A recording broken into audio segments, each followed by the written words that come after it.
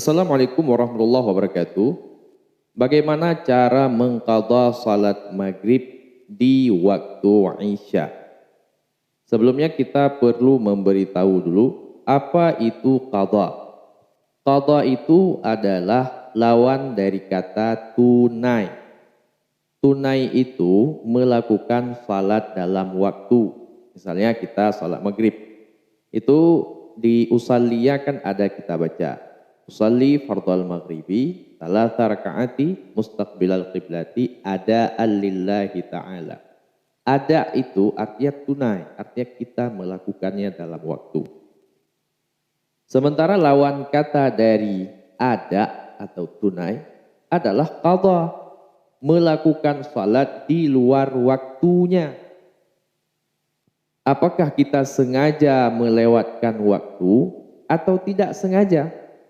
Atas nama kita melakukan salat maghrib bukan pada waktunya, itu dinamakan qadha. Nah kemudian, bagaimana kalau kita meninggalkan dengan sengaja? Kalau seseorang sengaja meninggalkan salat, maka dia dosa besar apabila dia masih menganggap salat itu wajib bagi dia, tapi dia hanya malas melakukan.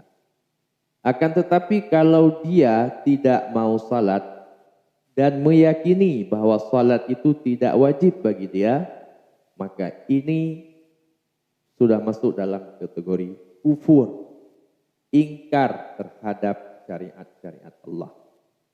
Nah, itu dulu dibedakan. Nah, yang kedua, kalau tinggal salat itu bukan karena sengaja.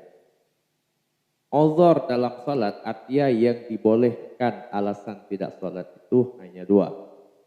Yang pertama, kalau kita tertidur. Yang kedua, kalau kita terlupa. Bahkan sakit tidak termasuk bagian dari sebab yang dibolehkan tinggal salat. Artinya seseorang lagi sakit sekalipun tetap wajib hukumnya salat.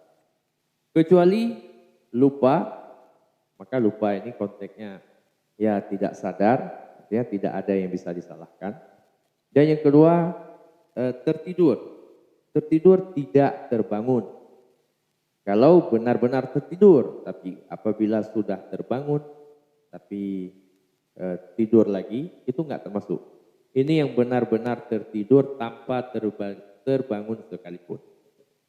Nah, sekarang kita sudah bisa membedakan bahwa tinggal salat itu ada dua kategori, kalau sengaja dan kalau tidak sengaja. Kemudian tertinggal salat, lalu bagaimana cara mengqadhanya? Mengqadhanya selama kalau dia sudah masuk waktu Isya, ya, itu mengqadhanya wajib. Hukum qadhanya wajib dan hukum qadhanya wajib furan apabila sengaja ditinggalkan. Apa makna furan? Adalah segera.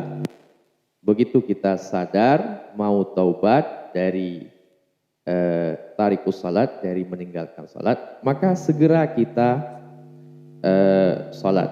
Jadi perlu kita ketahui bahwa ketika mengqadha salat ini, orang kalau mau mengqadha salat itu berarti ada kesadaran dalam hatinya bahwa dia telah meninggalkan salat. Artinya dia menyadari kesalahan lalu baru melakukan qadha salat. Nah, caranya kalau dia teringat sebelum salat Isya berarti langsung melakukan salat qadha dulu. Oke?